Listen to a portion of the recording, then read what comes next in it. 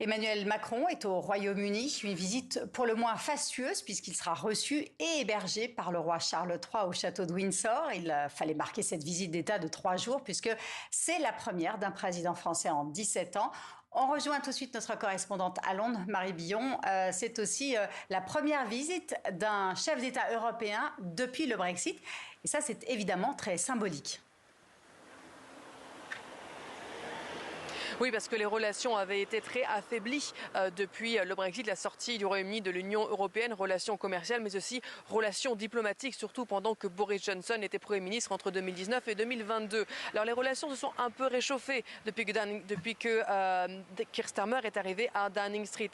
Il s'entend bien, le Premier ministre britannique, avec le président français. On parle ici même de bromance, une amitié personnelle entre les deux hommes. Et puis concrètement, évidemment, on les a vus mener l'effort pour la coalition des volontaires en faveur d'un accord de paix en Ukraine. Mais c'est une visite d'État, c'est-à-dire que la monarchie va jouer son rôle. Il y a eu à midi une promenade en calèche dans la ville de Windsor. Ensuite, il y aura un déjeuner au château avant que le président n'aille s'adresser aux deux chambres du Parlement cet après-midi. Un moment un peu plus politique avant un banquet donné ce soir par le roi Charles III au château de Windsor en l'honneur du président français. Marie, Emmanuel Macron a aussi dans son agenda un sommet avec le Premier ministre Keir Starmer. Est-ce qu'il faut attendre des annonces politiques concrètes ?